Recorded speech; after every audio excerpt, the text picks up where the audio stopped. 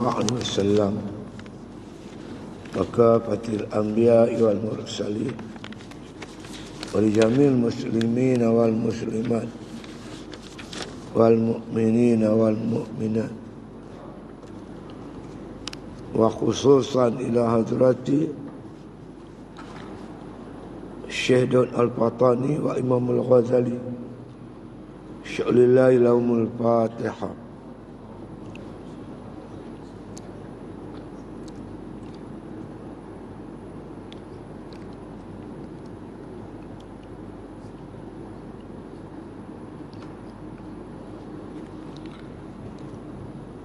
Bismillahirrahmanirrahim.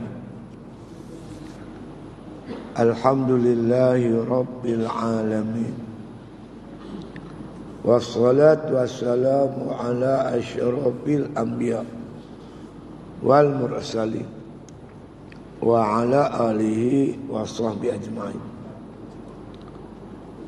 Qala musannif rahimallahu ta'ala fi kitabih,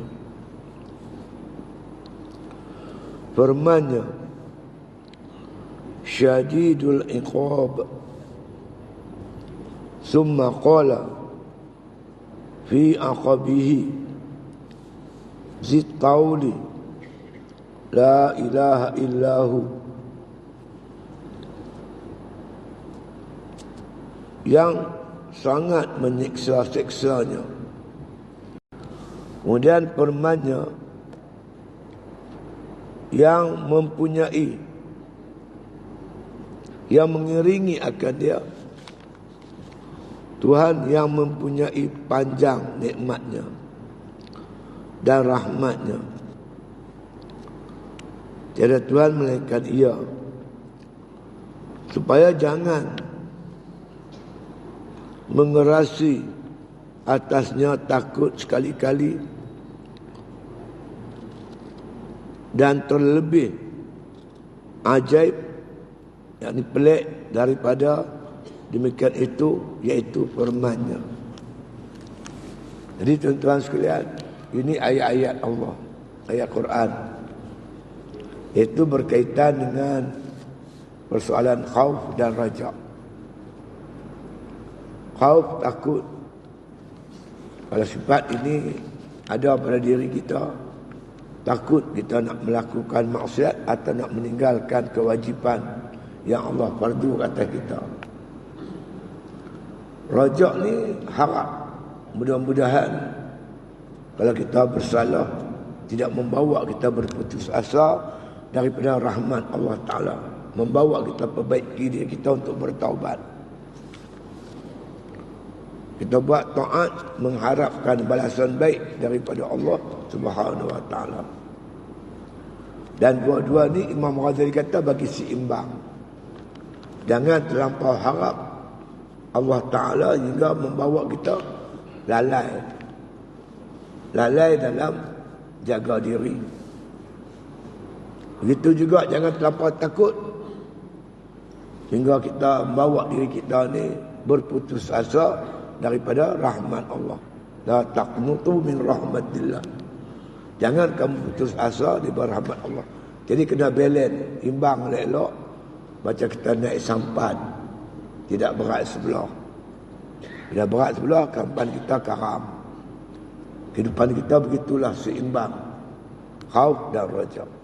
Jadi soalannya, macam mana kita nak mencapai sifat ini? Imam Ghazali kata dengan 3 cara. Cara yang pertama, iaitu kita lihat ayat-ayat Allah, Al-Quran, ayat-ayat khauf dan ayat-ayat raja. Kedua, kita lihat muamalah Allah Subhanahu wa Ta'ala. Bagaimana Tuhan bermuamalah dengan hamba-hambanya. Macam mana Allah lakukan kepada iblis, seorang makhluk yang hebat, penghulu malaikat,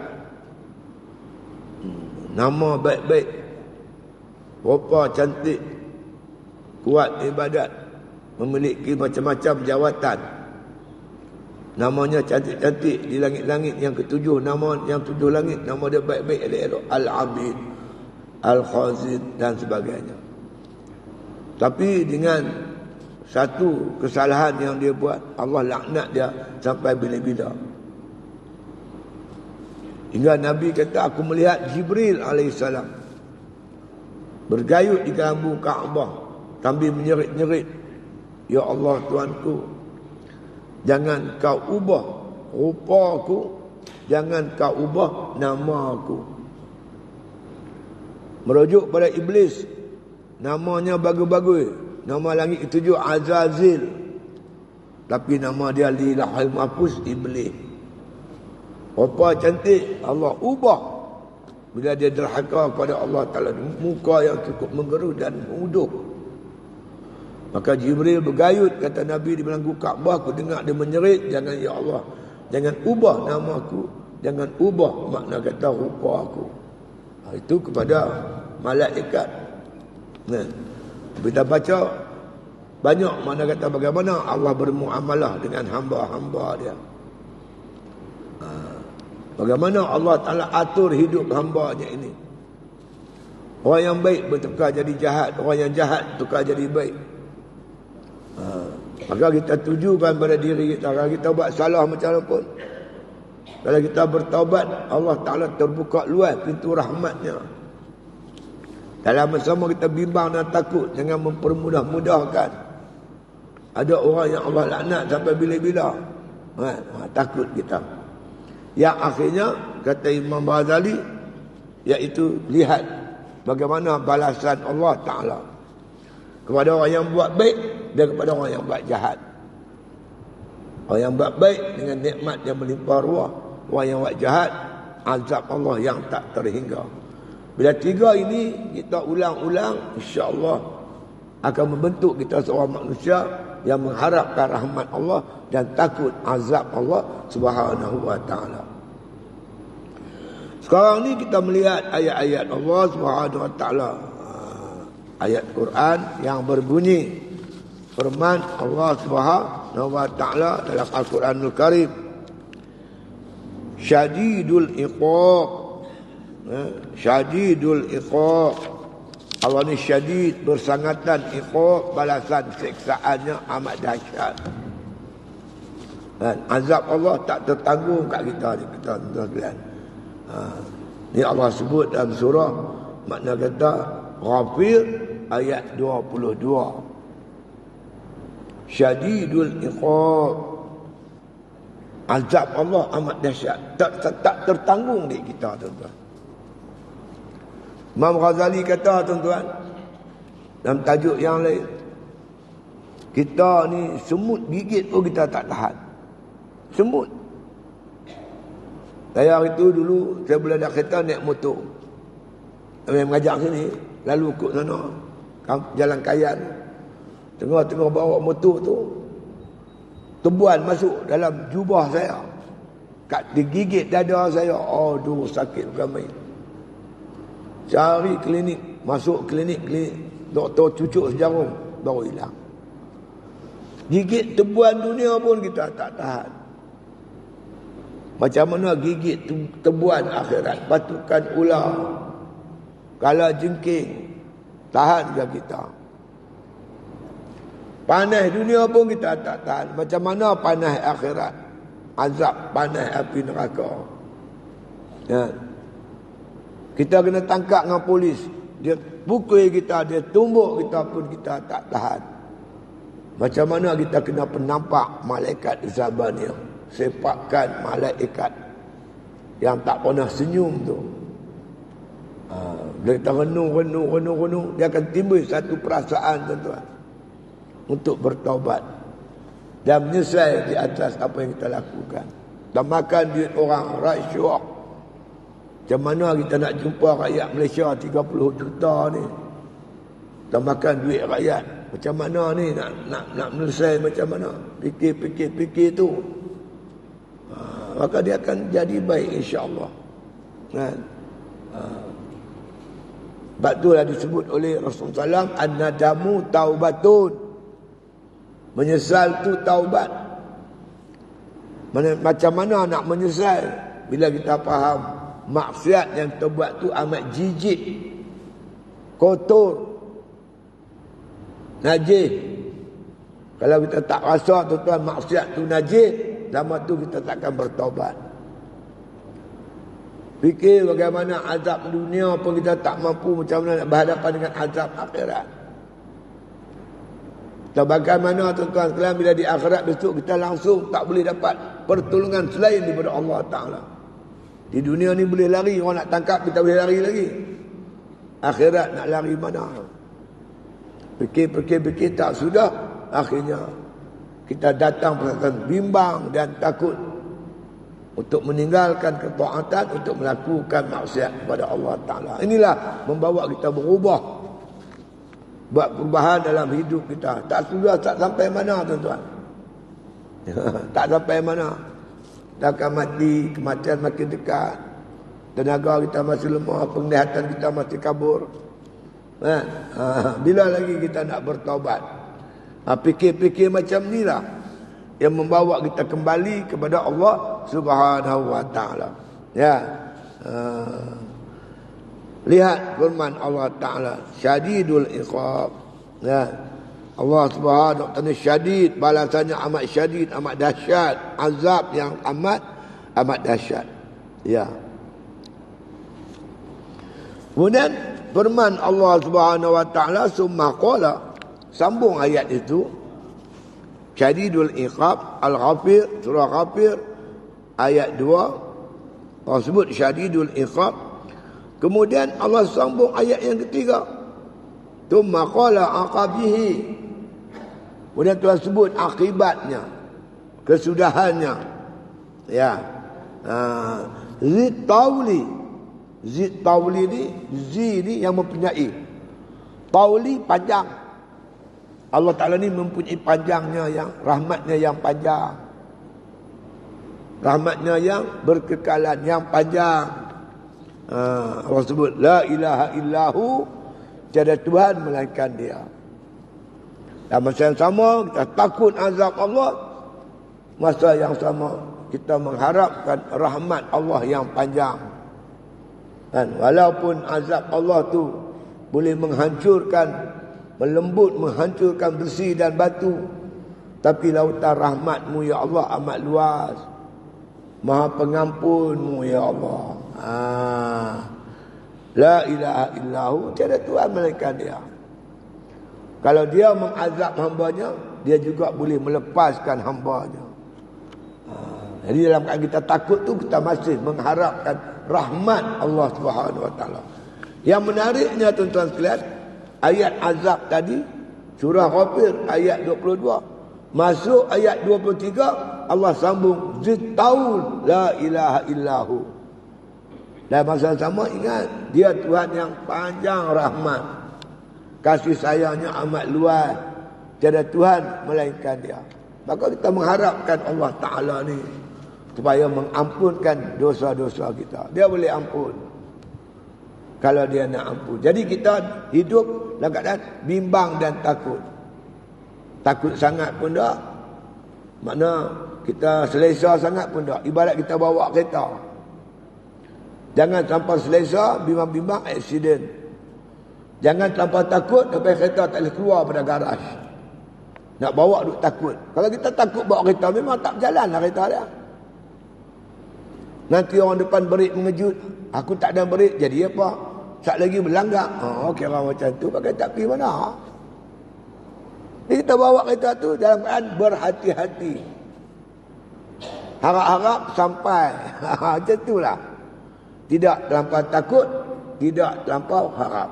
Balance bagi elok-elok. Baru hidup kita boleh sempurna. Banyak ayat-ayat menakutkan. Dalam Quran juga banyak ayat-ayat harap. Rajak pun banyak juga. Dan Allah pesan, wala taqnutu min rahmatillah. Jangan kamu putus asa daripada rahmat Allah Subhanahu wa Ta'ala. Harap sungguh-sungguh pada Allah Subhanahu wa Ta'ala. Qala musannif rahimahullah ta'ala, yang sangat siksanya, syadidul iqab tadi. Kemudian firman-Nya, Dia kata mengiringi akan Dia Tuhan yang mempunyai panjang nikmatnya. Diiringi ayat sambung seluruh. Lepas tu, lepas Ghafir 22, Syadidul Iqab, Allah sambung pula Ghafir ayat 23 dengan menyebut Zid Taul. Dia jugalah Tuhan yang panjang rahmatnya.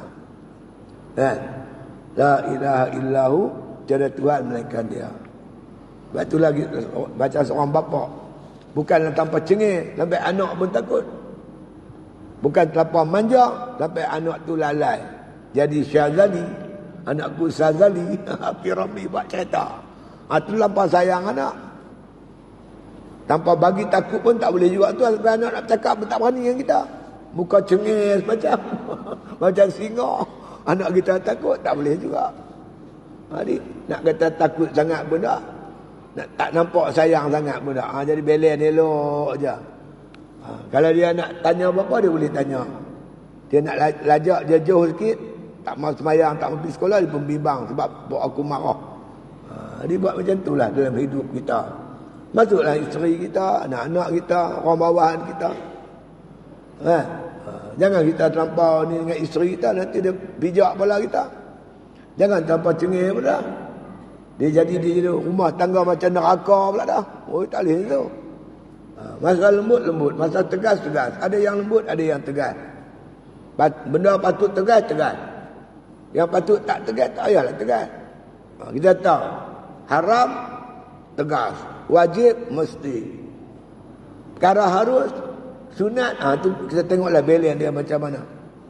Kita nak adjust macam mana. Dia berbentuk fleksibel. Bukan semua rigid, keras. Tentu pasal ada masa dan ketikanya. Jadi orang yang bijak tuan-tuan, dia pandai mengatur kehidupan ini. Macam masjid kita duduk tepi jalan, lalu lalang orang. Kan? Orang lalu lalang kan? Lepas tu ada waktu-waktunya tuan-tuan, waktu subuh. Kadang-kadang sampai 6 suku baru masuk subuh. Kan? Orang mai singgah masjid kita sembahyang subuh. Pakai uniform siap, dia kerja kelang. Kelang dia masuk 7.30. Dia makna kata dia masih singgah sembahyang subuh. Ramai. Kita jadi imam, kita tengoklah apa yang patut. Kan? Apa yang patut. Rasa-rasanya tak payahlah baca panjang-panjang sangat ayat Quran tu. Dahlah baca panjang, zikir pula panjang. Yang kawan dah nak bangkit dah malu. Gelisah dia tuan-tuan. Kita baca lah apa yang patut. Panjang sangat pun tak, pendek sangat pun tak, agak-agak sederhana. Wirid-wirid pun jangan duk panjang-panjang sangat. Ala-ala kadar. Orang nak pergi kerja ni. Baru ni tuan-tuan, saya pergi satu masjid di Pulau Pinang. Tak mahu sebutlah masjid tu. Seorang ustaz. Ternama lah dia ustaz ni. Dia khutbah tuan-tuan sampai 12. 2 suku. Khutbah Jumaat. 2 suku. Yang kerja tu sebagian besarnya pekerja kelang. 2.30 dia dah masuk kelang dia. Dia makan tak lagi. Apa tak lagi. Tuan-tuan bayar. 2 suku tak semayang lagi. Baru habis khutbah. Bayang macam mana gelisah mereka. Kita ni kena pandai-pandai lah tuan-tuan. Keras sangat tak, lembut sangat tak. Tengok keadaan suasana macam mana kan lah.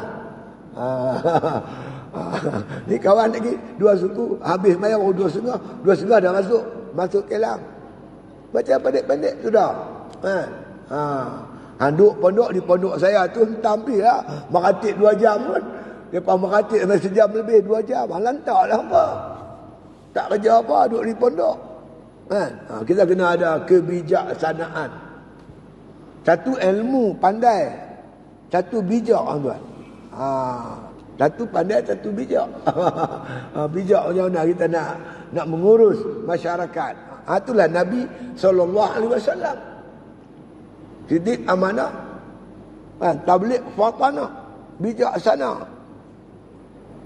Dan dalam mengatur cukup bijak. Sahabat mai tanya Nabi, ayyul a'mal afdal? Mana amalan yang paling afdal? Seorang mai tanya, Nabi jawab macam ni. Seorang yang mai tanya, Nabi jawab begini. Seorang lagi tanya, Nabi jawab begini. Tak sama jawapan Nabi. Seorang sahabat tanya, apa amalan paling afdal? Nabi kata, semayang awal waktu. Mai orang lain tanya, Nabi kata buat baik pada ibu dan bapa. Itu amalan paling afdal. Datang seorang lagi, Nabi jawab, berjihad fi sabilillah. Macam nak jadi macam tu, satu soalan tiga jawapan, bukan untuk kontradik dah. Itu nampak kebijaksanaan Nabi. Yang tanya mula-mula tu, culai. Mayang zuhur, dekat nak asak baru semayang. Mayang asak, dah masuk maghrib baru Nabi kata, amalan paling afdal semayang di awal waktu. Yang seorang lagi kaki lawan mak pak dah. Mak pak dia jerekah dah. Dia tanya Nabi, amalan paling afdal? Nabi kata, buat baik ibu dan bapa. Yang seorang lagi ajak pergi bukan, dia ada je masalah dah. Kurma masak lah, nak kerja tu, nak buat inilah. Dia tanya Nabi, apa amalan afdal? Nabi kata, jihad fi sabilillah. Itulah seorang pemimpin yang bijak. Dia boleh menyelesaikan semua masalah ummah. Hebat Nabi kita Muhammad sallallahu alaihi wasallam. Itu dia. Tuan-tuan, kalau tidak kena Nabi, Rabiul Awal ni orang tak kenal tuan. Orang kenal Rabiul Awal kerana ada Nabi. Ya. Bila sebut Rabiul Awal, ingat Nabi. Lihat. Hikmat Allah tak jadikan, tak lahirkan Nabi di bulan Ramadan. Kalau lahir bulan Ramadan, nak ingat puasa lagi, dia ingat Nabi lagi. Tak, bulan Ramadan spesial, bulan Rabiul Awal spesial dia Nabi lahir. Tu ya. Nabi lahir, Nabi wafat. Anugerah Allah pada kita. Bulan Ramadan yang penuh barakah sebab dalamnya dilahirkan Nabi sallallahu alaihi wasallam. Baik. Qala musannif rahimahullah ta'ala. Ya. Tuhan yang mempunyai zid taul la ilaha illahu. Tuhan yang mempunyai panjang nikmatnya dan rahmatnya. Itu makna zid taul. Tadi dia kata Allah berfirman syadidul iqab. Allah Ta'ala azabnya amat dahsyat. Tapi lepas itu Allah sambung lagi. Zid tauli. Tapi jangan ni kena parti sama. Yang Allah ni pula banyak nikmatnya dan banyak rahmatnya. Tiada Tuhan melainkan dia. Dalam ayat 2 dan ayat 3. Ayat 2 menakutkan. Ayat 2, 3 mengharapkan. Raja. Khauf dan raja. Gitu. Ya. Supaya jangan mengerasi. Dia kata atasnya takut sekali-kali. Jangan takut aja sampai tak ada harap langsung. Takut kat bapak sampai tak berani balik rumah. Jangan terlampau takut. Dalam masa takut tu kita masih mengharapkan kasih sayang bapak kita. Kita sanggup berani balik dan perbetulkan kesilapan kita. Jadi dalam keras Allah Ta'ala ada lembut dia.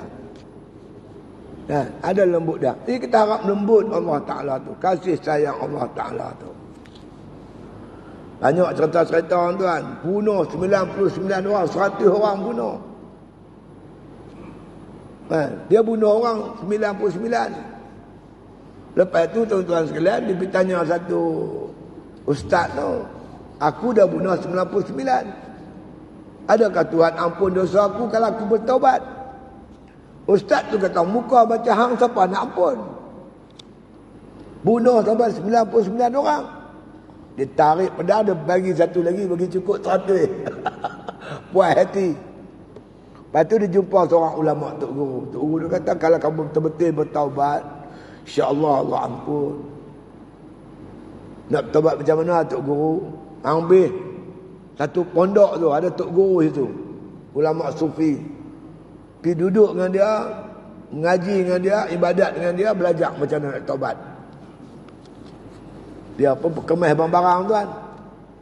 Bolam beg, galas beg, jalan. nak pergi pondok, nak bertaubat. Sampai serat jalan dia mati. Dia mati tak sempat sampai pondok, tak sempat nak bertaubat. Tapi cita-cita taubat tu dah ada. Bila mati, malaikat berebut tuan. Satu malaikat nak bawa pergi neraka, satu malaikat nak bawa pergi syurga. Allah suruh sukat. Dia ni mati ni antara dia mati dengan pondok, tempat dia mati dengan tempat dia bunuh orang tu. Mana lebih dekat?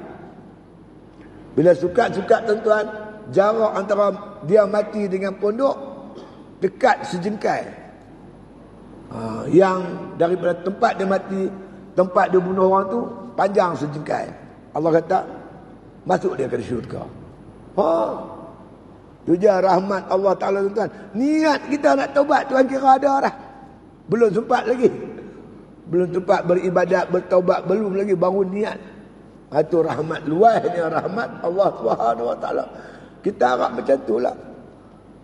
Tuan-tuan agak-agak yang mula-mula buat maulid ni siapa dah?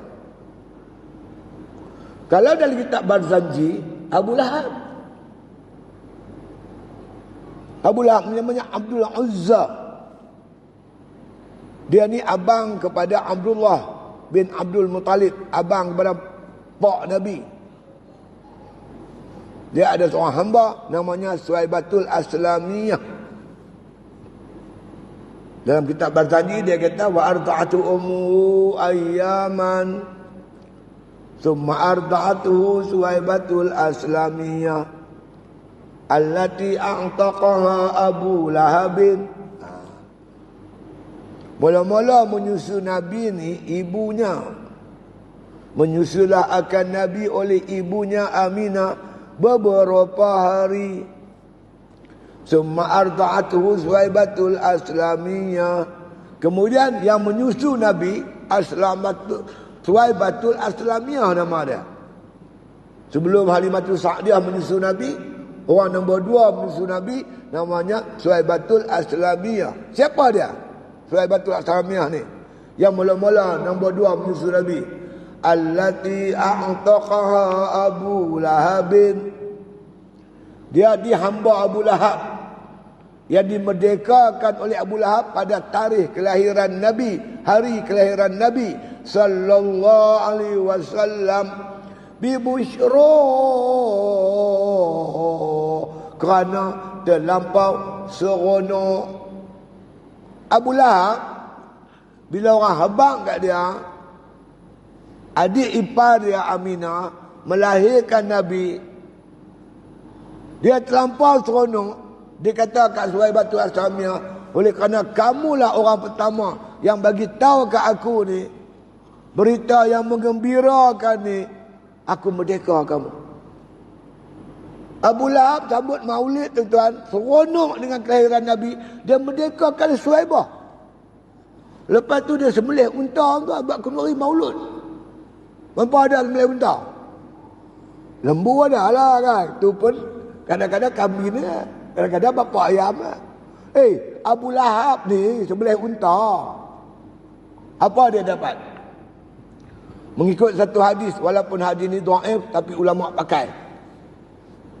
Dia bukan hadis palsu, hadis dhaif. Nabi kata Abu Lahab ni, dia memanglah dah mati kafir, masuk neraka. Tapi tiap-tiap hari Isnin, azab dia diringankan. Kerana dia sambut maulid. Dia seronok dengan kelahiran Nabi sallallahu alaihi wasallam. Tuan-tuan bayang Abu Lahab yang seronok dengan kelahiran Nabi, Allah ringankan siksanya tiap hari Isnin, hari kelahiran Nabi. Yang kita ni bukan kafir, kita orang Islam, beriman dari kecil, mayang tak tinggal. Takkanlah kita sambut maulud tak dapat apa-apa. Seronok dengan maulud, berkenduri, berzanji, selawat. Tak? Dengar orang ceramah, takkan tak dapat apa kot. Abu Lahab pun Tuhan bagi. Macam ni berkata bid'ah, yang ni bid'ah, ni bid'ah. Sudahlah, bid'ah saja. Bid'ah hasanah. Siapa kata? Imam Sayuti dalam kitabnya Al-Fatawi, dia kata menyambut maulid dengan ceritakan apa sirah dan perjuangan Nabi, akhlak Nabi, dan adakan sikit makan minum dan sebagainya, maka kata Imam Sayuti, itu hukumnya bid'ah hasanah, bid'ah yang baik. Begitu juga yang disebut oleh makna Hasan Al-Basri dan Syekh Junaid Al-Baghdadi dan sebagian besar ulama ahli sunnah wal jamaah. Baik, itu satu dunia sambut maulud. Ya. Kalau orang ramai sabut, tak sabut, hang kata bid'ah, dia kena cek balik. Tak. Ceklah balik. Takkan ulama semua nak bawa umat masuk neraka. Jadi harapan, kan? Harapan kita, betapa makna kata lembutnya Allah pada Abu Lahab pun. Abu Lahab pada Allah lawan Nabi. Bukan senang. Itu pun Allah Ta'ala ringankan azab dia kerana sambut maulid. Kalau dengar orang kafir Tuhan berlemah lembut, takkan dengar orang Islam Tuhan tak berlemah lembut kot. Itulah harapan kita. Ya. Itu dia. Jadi bila kita tenung dua-dua ayat surah yang sama, satu ayat 2, satu ayat 3, ni ada supaya dengan pandang dua-dua ayat ni, dia kata jangan mengerasi. Dia kata atasnya takut sekali-kali. Jangan takut semata-mata. Dan dia kata terlebih ujub. Ujub ni pelik daripada yang makna kata yang di makna kata di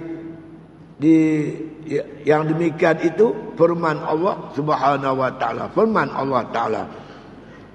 Wa yuhazzirukumullahu nafsah. Ya. Itu ya. Maknanya dan menakutkan Allah Taala akan dirinya. Ini kita boleh rujuk surah Ali Imran ayat 28. Wa yuhazzirukumullahu nafsah. Allah menakutkan manusia dengan diri dia. Ialah Tuhan bernama keras-keras. Al-Qahhar, Al-Jabbar, Al-Aziz, Al-Muntaqab, Takabbir. Nama Al-Aziz, Al-Qadir. Itu nama yang keras-keras. Ini kalau kita kenal Tuhan, yang nama yang keras-keras ni menakutkan kita. Wa yuhazzirukumullahu nafsah. Menakutkan oleh Allah Ta'ala akan dirinya. Disebut diri dia hebat. Kan? Keras. Kan? Muntaqim. Muntaqim ni akan membalas apa saja kita buat. Kalau kita tak bertobat, lama mana kita bermaksiat tak bertobat, Tuhan akan korek balik. Dia akan tanya. Walaupun begitu, Allah Subhanahu wa taala bernama dengan nama-nama yang keras, menakutkan hamba-Nya, kan? Summa qala fi aqabihi, kemudian Allah Taala sebut akibatnya pula. Firman Allah selanjutnya mengiringi ayat tersebut, wallahu raufum bil ibad. Dalam masa yang sama, wallahu, Allah Ta'ala tu raufun. Rauf. Yakni yang lemah lembut bil ibad, dengan hamba-hambanya. Ketika Allah menakutkan kita dengan nama dan sifat-sifat dia, Allah sambung pula ayat tu dengan berfirman, wallahu raufum bil ibad. Allah dengan hamba-hambanya amat rauf, amat lemah lembut terhadap hamba-hambanya. Kan? Pak tu cengeng, tapi masa yang sama ketika tertentu dia melembut, dia belai kita, dia sayang kita. Masa dia keras tu ada benda dia keras, hang tak sembahyang dia keras. Balok mengaji dia keras. Kan? Tapi masa nasi teridang dia suap mulut kita. Minta duit dia bagi, tak ada pasal apa, dia tolong hantar kita pergi sekolah pula tu. Pergi ambil kita dari sekolah. Punya lembut. Dia berkeras bertempat. Tempat dia keras. Kita lawan Tuhan, Tuhan keras. Langgar hukum makam dia keras. Tapi dalam masa yang lain dia bersifat lembut. Dia bagi rezeki kita, dia bagi kita bernapas, bagi kita hidup. Dia bagi kita jadi orang Islam, hidup dalam keluarga Islam, mak bapak kita Islam. Gitu. Ada tempat keras, ada tempat lembut. Tuhan tahu saja kenapa dia berkeras, kenapa dia berlembut. Itulah kita jangan duk nampak keras saja Allah Ta'ala ni. Hingga kita pun putus asa berrahmat dia. Jangan macam tu.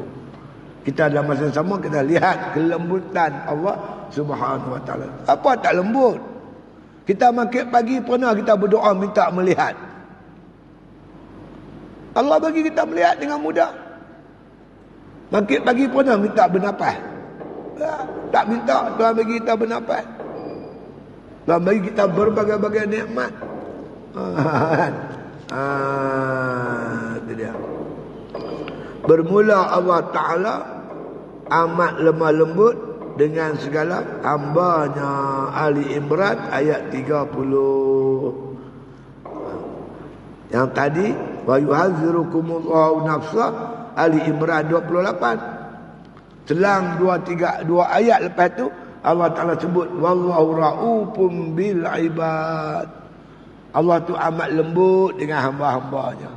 Jadi jangan takut sangat sampai berputus asa daripada rahmat aku. Jadi mak dia marah lagi main pujuk. Mula dia marah, dia tibai kita agak hutan. Tak lagi dia main pujuk. Mak tak buka hang. Mak buka tu hang tak mau mengaji Quran. Mak bukan nak umur panjang, mak mati hang macam mana Quran tak tahu baca. Mak pukul hang tak semayang, tak boleh. Mak bukan nak hidup lama-lama, mak akan mati. Kalau mak mati hang tak semayang jadi apa? Jadi mak keras tu ada pasal. Kan? Pak saya hantar saya tuan-tuan mengaji guru Quran cengih. Oh, sirat-sirat rotannya. Orang tua-tua dulu bila serah anak dia pergi mengaji, dia bawa rotan siap-siap tuan. Buat pulut kunyit, kan, dengan bertih. Sat lagi dia bawa rotan. Pak Haji, kalau sidik tak baca ni rotan dia. Kita kena rotan mana berani cerita kat pak kita. Cerita kena sedih lagi. Satu hari saya terlupa tuan. Bila nak pergi mandi buka baju. Dulu bukan ada pipe di rumah. Dia kena pipe di telaga. Buka baju siap-siap. Bawa cebok. Pak saya tengok saya buka baju. Belakang saya berat. Dia panggil mesej. Apa? Tu yang berberat tu mesti apa? Jatuh pak. Mana boleh jatuh macam ni? Ni mesti tok guru pukul ni. Oh, balok bergaji. Dia ambil rotan, dia bagi sedar lagi kat tu. Bila dah kita dewasa baru teringat nasib baiklah pak aku cengih, hantar guru cengih. Lantar guru tak cengih sampai sudah Quran tak habis. Ngaji 2 tahun habis Quran. Alhamdulillah. Mak kita, pak kita lebih tahu lah. Untuk kebaikan kita. Masa cengih dia cengih, masa lembut dia lembut. Apatah lagi Allah Subhanahu Wa Ta'ala. Ya, lebihlah kasih sayang kepada kita. Lebih pada mak sayang anak, lebih pak sayang anak, Allah lebih lagi sayang. Jadi kalau kita kenal Allah Ta'ala, kita tak buruk sangka. Tak berputus asa dengan rahmat dia.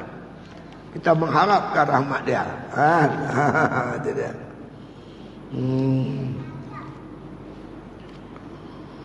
Dan yang terlebih ujub, pelik daripada yang demikian itu, firman Allah Ta'ala, man khasyar rahman bil ghaib, iaitu barang siapa takut akan Allah Ta'ala yang bersifat rahman dengan ghaib. Tadi ayat lain tuan-tuan, surah Ghafir ayat 2 khauf. Mai ayat 3 rajak. Ayat yang berasingan. Lepas itu pula dia buat mai tuan-tuan sekalian, Ali Imran ayat 28. Wa yuhazzirukumullahu nafsah. Kemudian datang ayat ke-30, ayat yang lain. Wallahu raufum bil ibad. Dia ayat yang berlainan. Tapi yang lebih pelik lagi, ajaib lagi, dalam satu ayat Satu ayat tu ada raja, ada khauf. Ada khauf, ada raja. Satu ayat gabung sekali. Inilah tuan-tuan, Quran ini Imam Ghazali ni, kitab Imam Ghazali, dia mentafsirkan ayat Quran. Setengah orang lah ni tuan-tuan, ulama tafsir dia tak mau pakai. Mai kafir tafsir pula dia pakai. Kafir mana tahu apa. Dia tengok Quran terjemahan saja. Dia mana boleh faham. Tu pun orang Islam kita, bukan main lagi. Ulama tafsir, mengaji tafsir, 5-6 guru. Dapat ada ijazah, mengajar tafsir, 3-4 kali khatam. Fi zilalil Quran. Dia pun tak mau pakai. Yang kafir Kristian hurai Quran pula dia duk kami hegeh-hegeh lagi. Tuan-tuan, nak abang bagi kita ni bukan boleh faham dengan terjemahan saja. Tuan-tuan, nak jadi seorang doktor perubatan, bukan tuan-tuan pandai bahasa Inggeris boleh jadi doktor terus. Tak boleh, kena mengaji. Masuk kuliah kedoktoran. Begitulah dalam bab ni. Kita kena ada kuliah tertentu khusus pengajian tu. Ati'ullah wa ati'ur rasul wa ulil amri minkum. Ulama kata ati'ullah ni, pada perkataan Allah tu ada ati'un, taat kamu akan Allah. Wa ati'ur rasul, taat kamu pada rasul. Pada kalimah rasul pun ada ati'un. Pada kalimah Allah ada ati'un, pada kalimah rasul ada ati'un. Memberi makna taat kepada Allah dan rasul itu taat mutlak. Tak boleh tidak mesti taat pada Allah dan rasul, apa hal sekalipun. Mai ulil amri, pemerintah, dia kena waw ataf saja. Wa ulil amri minkum. Dia tak kata wa ati'u ulil amri. Tak sebut macam tu. Ati'u tu tak ada. Dia cuma Allah guna kalimah waw saja, waw ataf. Apa maksudnya? Taat kepada ulil amri selama mana ulil amri taat kepada Allah dan Rasul. Jangan kata ulil amri. Kalau suami tak taat kepada Allah dan Rasul, perintah isteri derhaka Rasul, isteri tak wajib taat. Suami paksa isteri tak pakai tudung depan rakyat ramai, mana boleh. Suami halang isteri jangan sembahyang, mana boleh. Taat selama mana tidak menderhakai Allah dan Rasul. La ta'ata li makhluqin bi maksiatin khaliq. Tidak ada ketaatan kepada makhluk yang bawa derhaka kepada Allah. Batu Tuhan sebut lagi, wa in tanaza'tum fi syai', kalau kamu dengan pemimpin ni berselingkah, faruddu ila Allah wa Rasul, kembali pada Allah dan Rasul. Kembali pada Quran dan Sunnah. Itu maksud yang sebenar. Bila rujuk tafsir mana pun. Ulama punya tafsir tak mau pakai. Tak pakai orang kafir punya tafsir. Mana boleh. Lah ni tak boleh cakap tuan. Cakap sikit habis. Lagi dia panggil lah tu. Mampu kita. Jadi susah kita hari ni tuan. Jadi orang kafir pula boleh duk hurai Islam. Yang kita pula sendiri tak boleh nak hurai. Apa jadi ya? Aku biru kita nanti dibuatnya. Ini kedudukan. Aduh, letih kita dibuatnya. Ini tengok macam mana Imam Ghazali. Mula-mula dia buat ayat ni. Ni sambung dia. Khauf, raja. Dia bagi lagi. Ni khauf, ni raja. Ada ayat, satu ayat sekali. Khauf dan raja bersekali. Ayat yang berbunyi, wa man khasyiyar rahmana bil ghaib. Man khasyiyar rahman, siapa takut akan Tuhan. Allah pakai guna kalimah ar-Rahman, Tuhan yang lemah lembut, Tuhan yang penyayang. Siapa takut Tuhan yang maha penyayang. Kan? Kalau dia guna perkataan aziz, kan? Man khasyal aziz. Tu memang patutlah. Tak ada apa, siapa takut pada Tuhan yang maha perkasa, maha hebat, maha agung. Tu biasa kan. Tapi Tuhan sebut man khasyar rahman. Tuhan tu lemah lembut tapi dia takut. Pak dia tak bukit orang, muka lembut, tak cengeng, cakap lembut, tapi dia takut kat pak dia yang lemah lembut tu. Macam mana tuan-tuan nak kata? Kalau pak dia tu cengeng, anak takut, itu biasa. Tapi ni siapa takut dengan pak dia yang lemah lembut? Macam mana tu? Jadi Allah guna perkataan man khasyar rahman bil ghaib. Dalam keadaan ghaib, dia tak nampak Tuhan. Dia tahu Tuhan bersifat Rahman, Maha Penyayang, Maha Pengasih, Maha Pemurah. Tapi perasaan dia takut pada Tuhan yang pemurah tu. Nak kata takut dalam sayang ke macam mana ke? Bukan takut tu lari pergi terus. Takut pada Allah ni kita takut nak buat apa yang dilarang. Bukan takut kat manusia. Manusia tu perompak, penyamun, kita lari kat dia. Lari terus. Tak mari-mari dah. Yang ni dah takut nak buat apa yang Tuhan larang. Tu dia. Pasal apa? Dia tak pergi mana. Sebab Tuhan tu lembut dengan dia. Nak sebut lagu mana saya pun tak faham. Lebih kurang macam tu lah. Kita takut pada Tuhan yang bersifat penyayang. Lepas tu dia akan sebut lagi lah belakang tu balasan-balasan yang Allah akan bagi. Tuan-tuan boleh tengok ayat Quran. Surah dia ni surah Qaf ayat 33. Apa balasan Allah pada orang yang takut kat Tuhan? Tuhan yang mana? Tuhan yang Maha Pemurah. Tuhan tu pemurah, penyayang, lemah lembut. Tapi perasaan takut pada Allah ada. Takut nak buat yang apa yang Tuhan larang.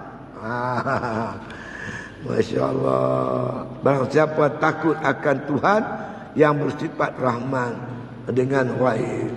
Ya. Dalam keadaan ghaib kita tak nampak Tuhan. Kalau kita nampak, satulah. Ni kita tak nampak Tuhan tapi kita yakin kepada Tuhan. Sifat pemurah, sifat penyayang. Hingga kita membawa kita tak berani nak buat larangan-larangan Allah, tak berani nak meninggalkan suruhan Allah. Orang ni tuan-tuan, dia buat ibadat betul-betul mengharapkan rahmat Allah. Pahalanya besar tuan-tuan. Bukan dia buat satu kerana sesuatu, melainkan kerana Allah Subhanahu Wa Taala. Maka digantungkan khasyah itu dengan nama Ar-Rahman. Rahman dan khasyah. Khasyah ni takut. Rahman Tuhan yang pemurah. Digantung macam tu. Dikaitkan macam tu. Biasanya kalau takut ni Tuhan yang Maha Perkasa. Tuhan yang Maha Pendendam. Tuhan yang Maha Mengetahui. Itu patutlah takut. Ni dah mereka takut pada Tuhan Rahman. Tuhan yang bersifat dengan pemurah. Itu dia. Tiada dengan nama Jabbar sebagai contoh yang gagah. Tuhan tak kata man khasyar Jabbar. Tuhan tak kata begitu. Man khasyar Rahman. Siapa yang kasih Tuhan pemurah, bukan Tuhan yang gagah. Dan dengan muntaqim, yang kuasa membalas. Dia tak kata man khasyal muttaqin. Muttaqim tak ada, membalas. Hang buat jahat, dia balas. Selagi tak tobat. Kita selagi tak bertobat pada Allah, ingat, Allah tak lupa maksiat kita buat. Hingga takut kita segera bertobat daripada segala dosa kita. Orang sini panggil apa? Dendam. Tuhan bersifat pendendam. Kalau kamu buat dosa, kamu tak taubat, lama mana pun Tuhan ungkit balik. Kita manusia ni tuan-tuan, dendam ni dia ada limit tau. Limit. Contoh kita, orang buat nanya kat kita. Kita ni bertunang. Lagi seminggu nak kahwin. Kita dah panggil adik-beradik kita satu Malaysia. Yang Kelantan pun dah balik. Yang Terengganu, seminggu lagi nak kenduri ni. Yang Terengganu balik, yang semua pakat balik. Sabah, Sarawak pun balik. Kita ada jemputan ni tuan-tuan. Satu kampung pada tembok ni panggil makan kenduri. Seminggu yang lagi. Borang-borang nak akad nikah semua siap dah. Cuma nak akad nikah yang lagi. Tiba-tiba tuan-tuan, tunang kita orang buat lari. Dia buat lari pergi Siam, dia pergi kahwin di Siam. Tuan-tuan rasa apa kalau kena kat tuan-tuan? Tak ada otak punya orang. Macam tak ada betina lain. Aku bukan masalah tu. Masalah ni, muka nak buh mana? Adik-beradik semua main nak makan kenduri. Tu lembu bawah rumah dua ekor ah. Satu kampung dah panggil. Jemputan semua dah ada. Tak malu. Mana aku nak tak muka ni? Orang tak ada otak, kita kata macam-macam kat dia. Kalau dapat kat aku cincang lumat. Tak. Tak dapat kat aku tak apa. Dapat nan. Tahu lah aku nak buat. Dia taram. Orang belah utara panggil taram. Dendam. Kalau dapat, siap. Allah Ta'ala macam tu. Lebih daripada tu lagi. Kita buat dosa, tak mau taubat. Ingat Tuhan lupa. Tuhan tak lupa. Dia muntaqim. Dia akan balai apa yang kita buat. Ini menimbulkan takut. Segera bertaubat. Kita tuan-tuan, kita dendam. Lama mana dendam? Kita pun dah tua, umur 71 macam saya ni. Berjalan dengan cucu di pasar hari. Belah Kedah panggil Nat. Pasar-pasar siang hari tu panggil Nat. Kita pergi Nat. Nak tengok barang-barang nak beli. Cucu kita tarik tangan kita. Tok Wan. Awak tu. Tu tunang Tok Wan. Bekas tunang kita berjalan dengan suami dia. Di pasar Nat tu. Awak nak taram lagi ke? Nak pergi berkelahi lagi ke? Dah lah cucu oi. Buang yang kau, ambil yang jernih. Kita sanggup melupakan. Tapi dosa kita dengan Allah Ta'ala, kalau kita tak bertaubat, Allah yang bernama Muntaqim, dia korek habis. Taubatlah sebelum nyawa sampai rarah. Bertaubatlah kepada Allah Ta'ala. Sungguh-sungguh bertaubat. Tubu ilallahi taubatan nasuha. Taubatlah kamu pada Allah dengan taubat yang nasuh. Taubat yang bersungguh-sungguh. Mudah-mudahan Allah ampun dosa kita. Jadi Allah tak guna yang tu. Allah guna nama Man Khasyar Rahman. Dalam dia masa menakutkan kita, masa yang sama Allah menyebut rahmat dia, sedia mengampunkan hamba-hamba dia yang ingin bertaubat. Itu dia. Itu yang kata Imam Ghazali kata ajaib tu. Maka digantungkan khasyah. Man khasyah. Khasyah ni takut. Takut ni digantungkan dengan nama Ar-Rahman. Man khasyar Rahman. Dihubungkan begitu. Bayang nak bagi tahu kita, dalam keadaan kamu takut, kamu juga kena harap akan rahmat Allah Subhanahu wa Ta'ala. Tiada dengan nama sebagai contoh Jabbar, umpama contoh yang gagah, dan nama Muntaqim yang kuasa membalas, ataupun nama Mutakabbir. Mutakabbir ni Tuhan yang maha memiliki kebesaran. Mutakabbir, sombong. Allah saja yang boleh bersifat sombong. Kita tak boleh. Menyombong diri tak boleh. Karena Al-Kibriya'u ridai, kata Allah Ta'ala dalam kursi. Rida. Mana al-riya, mana Al-kibriya, sombong tu rida aku. Rida tau, dia ada batuk buah kat bawah. Yang buah kain kat bawah tu panggil rida. Selendangku. Siapa rampas selendangku, aku lempar masuk neraka. Siapa berpakaian dengan pakaian kibriya, sombong, aku balik dia masuk neraka. Kita tak mau sombong-sombong. Kita bersifat dengan tawaduk, merendah diri. Itu dia.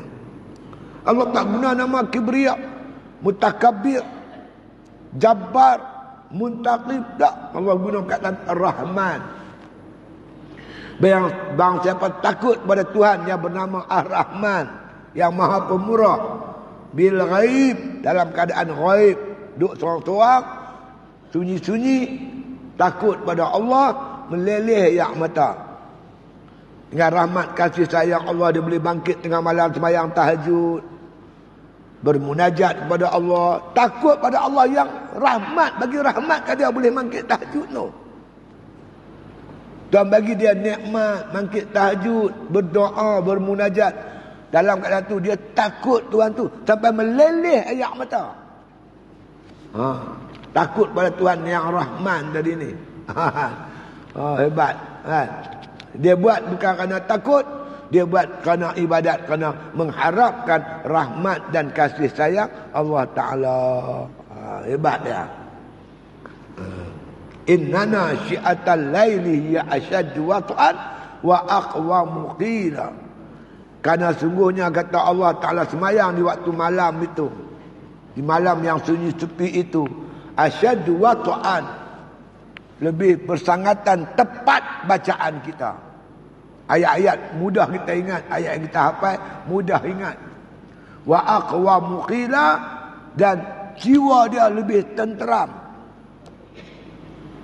Macam kata disebut oleh Nabi, waju'ilat qurratu aini fi shalah, dijadikan oleh Allah Ta'ala sejuk mata hatiku ketika mengerjakan sembahyang di waktu malam. Sejuk hati, tenang jiwa, sebab dada. Ingat dosa kita yang lama lampau, mohon keampunan daripada Allah. Tuhan Rahman kata, aku bersedia mengampunkan pada hamba-hambaku. Bahkan Allah kata dalam Quran, innallaha yuhibbut tawwabin. Allah kasih pada orang yang bertaubat. Bila lagi nak bertaubat? Kembalilah kepada Allah. Allah bersedia mengampunkan dosa-dosa hambanya yang ingin bertaubat. Ya, itu ayat-ayat. Ya.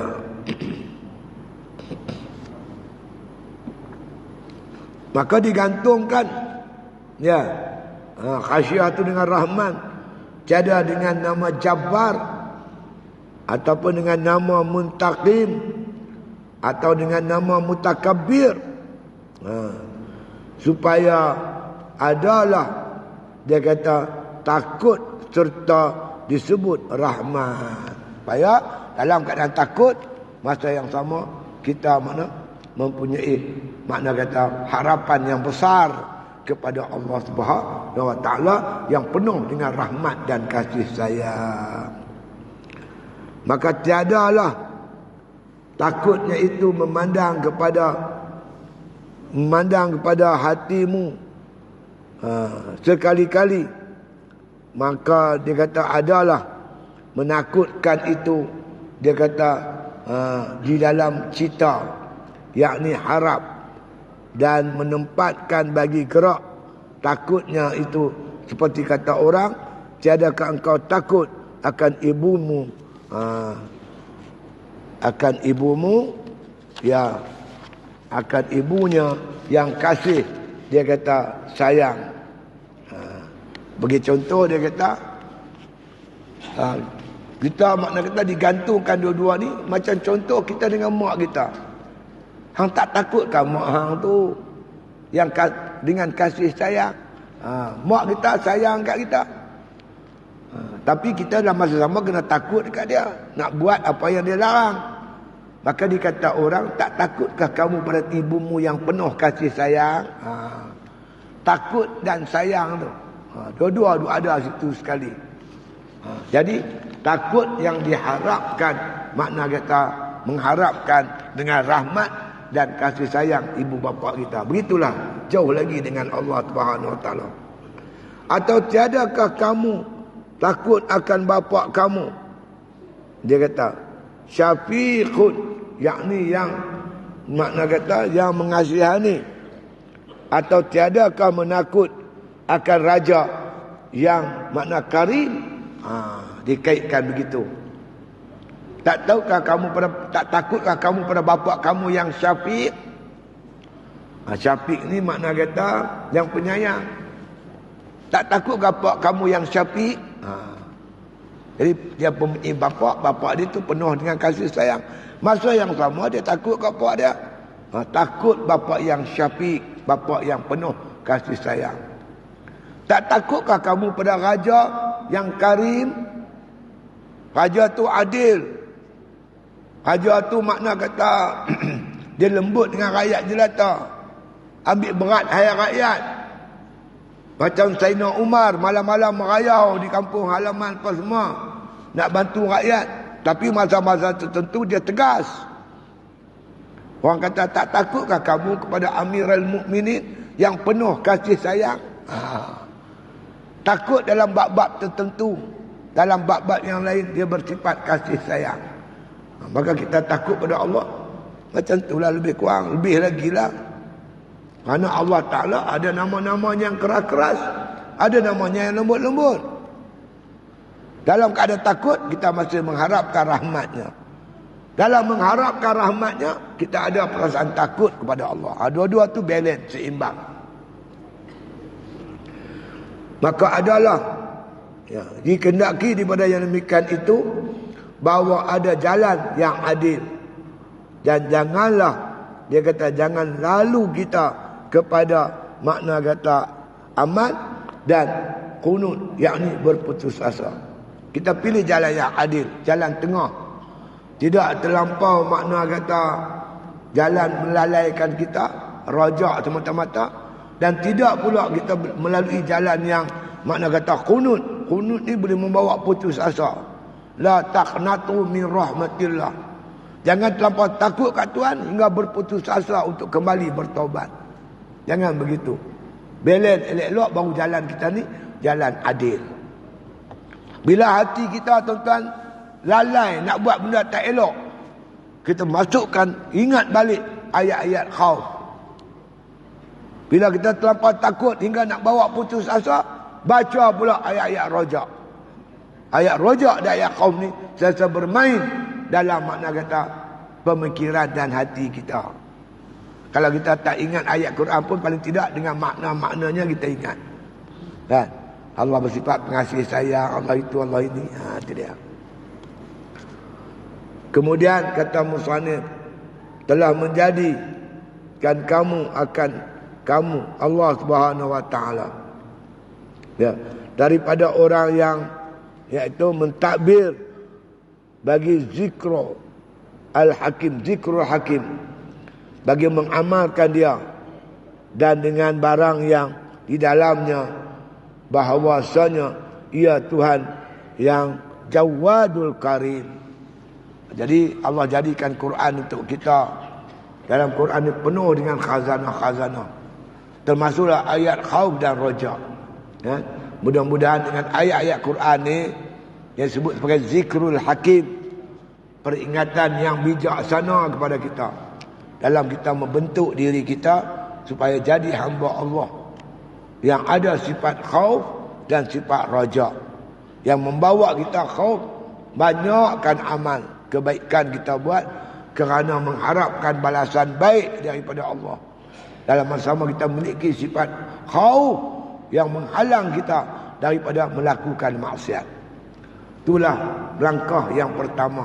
Dia sebut balik, Al-Ghazali kata untuk mendapatkan sifat ni dia ada 3. Pertamanya selalu amati ayat khauf dan ayat rojak, ayat Quran. Nanti kita dah cerita habis dah. Yang kedua, kita akan lihat bagaimana muamalah Allah Ta'ala kepada hamba-hambanya. Bagaimana Allah buat kepada nabi-nabi dia. Kan? Kepada nabi-nabi dia, kepada wali-wali dia, Bal'am bin Ba'ura, Basisra. Bukan jalan-jalan, pada malaikat dia, Azazil. Ini membawa ke kita takut nak buat maksiat. Dalam masa yang sama ada pula hamba-hamba Allah Ta'ala yang kufur berapa lama. Allah jadikan dia orang beriman. Macam sekarang apa? Selebriti. Ramai masuk Islam. Khalid bin Walid, berapa ramai dia bunuh dalam perang Uhud. Bunuh sahabat-sahabat Nabi. Dengan rahmat kasih sayang Allah, masuk Islam. Hebat dia. Kan? Depan kita ni pun kita nampak macam-macam. Dulu orang menentang Islam, dia terbaliklah dia jadi baik. Banyak bukan sikit. Ini kita mengharapkan. Yang terakhir saya cerita tadi, kalau Abu Lahab sekalipun dia buat majlis maulud, dia suka hari kelahiran Nabi, dia buat sekali lah, tu pun Allah ringankan azab dia dalam kubur. Bagaimana aku hari-hari buat kebajikan, maka harap-harapnya Allah selamatkan kita daripada siksa kubur. Dia tak? Itu harapan ayat-ayat, cerita-cerita muamalah Tuhan tentang hamba-hambanya. Yang ni kita sentuh bulan depan dengan izin Allah Subhanahu wa taala, insya-Allah. Itu sajalah rezeki kita malam ni tuan-tuan. Mudah-mudahan sikit sebanyak diberi manfaat oleh Allah Subhanahu wa taala. Macam biasalah tuan-tuan, di belakang tu ada barang jualan untuk bantu dua pondok saya. Satu di Borai, satu lagi di satu lagi di Pulau Pangkur. Mudah-mudahan tuan-tuan doalah berjalan dengan baik, insya-Allah. Saya ada bawa ikan masin. Jadi saya bercadang nak jadi pemborong ikan masin di Pulau Pangkur. Saya kata kat depan apa orang nelayan-nelayan sini buat ikan masin jual kat saya. Saya pergi mengajar, saya jual. Insya-Allah bersih tuan. Kalau yang orang bukan Islam tu elok tak usah makanlah. Tuan-tuan pergi tengok dia jemur atas pelantak tu. Batu anjing duduk pijak. Anjing pijak satu hari dia pancut lagi tu. Dia angkat kaki cut, dia pancut. Ikan kering ni nelayan kita buat. Dia tangkap sendiri, dia basuh dengan air masin, air laut. Dia jemur tengah laut. Dia jemur macam mana? Dia labuh bot dia tu tengah laut. Dia jemur dalam bot dia tu. Situ ulat pun tak ada, lalat pun tak ada, anjing pun tak ada, insya-Allah. Bersihlah insya-Allah mudah-mudahan. Dan saya oleh kerana ramai kawan-kawan tanya telur masin tuan-tuan. Itik-itik saya tak ada pasal kera banyak sangat. Tak boleh belah. Lama saya belilah telur. Beli pada penternak. Telur, itik telur ni kita beli, saya buat telur masin. Tapi rupanya tuan mahal bukan main.